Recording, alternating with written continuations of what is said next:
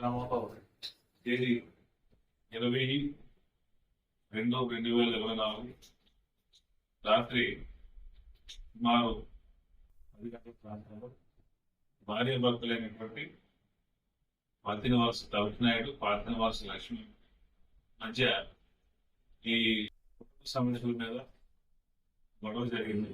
ఆ గొడవలో మాట పెరిగి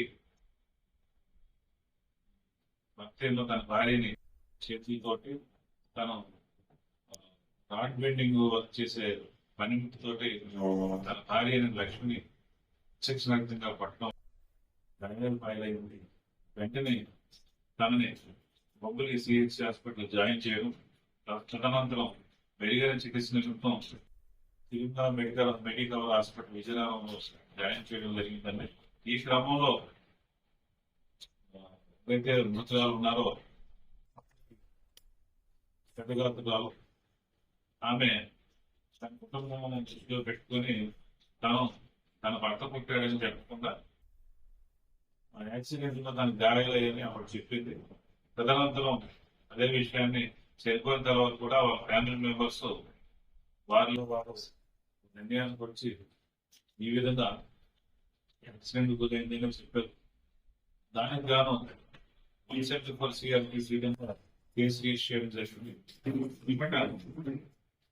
లోతైన విచారణ జరిగిన తర్వాత ఈ కేసులో ఎవరైతే మృతురాలుందో పాతినివాస లక్ష్మి, తన భర్త తవిటినాయుడు తన భార్య యొక్క వ్యక్తిత్వాన్ని శంకించి ఎప్పటికప్పుడు వాళ్ళ మధ్య గొడవలు జరిగేవి. దాంట్లో భాగంగా ఒకరోజు 17వ తారీఖున భార్యాభర్తల మధ్య ఈ వ్యక్తిత్వానికి సంబంధించి తన భార్య నడవడికి సంబంధించి గొడవ జరిగింది. ఆ రోజు నుంచి భార్యాభర్తల మధ్య గొడవలు జరిగాయి. ఆ గొడవలో భాగంగా 20వ తారీఖు రాత్రి అదే విషయం కోసం మళ్ళీ భార్య యొక్క ప్రవర్తన మీద అనుమానంతో భార్యని నిలదీసే క్రమంలో గొడవ జరిగింది. ఆ గొడవలో కోపాన్ని తట్టుకోలేక భర్త అయినటువంటి తవిటినాయుడు తన భార్య లక్ష్మిని బలంగా చేతులతో కొట్టి కాలుతో తన పనిముట్టైనటువంటి ఇనుప రాడ్డతో శరీరంలో వేరు భాగాల్లో విపరీతంగా కొట్టడం వల్ల పొట్టలో అంతర్గతంగా రక్తస్రావం అవ్వడం, శరీరం మీద కుడి తొడ ఎడమ కాలు మీద ఎడమ చేతి మీద కూడా బలంగా గాయాలవ్వడం, తద్వారా తిరుమల మెడికల్ తీసుకుంటూ చనిపోయింది. ఇది కేసు వివరాలు. ఈరోజు అనగా 6వ తారీఖు ప్రాంతంలో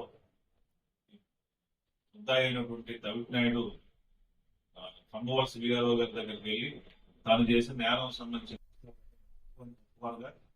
వీఆర్ఓ గారు రిపోర్ట్ మూలకంగా ఆయన చెప్పిన అంశాలన్నీ పంచుకొని పోలీసులకు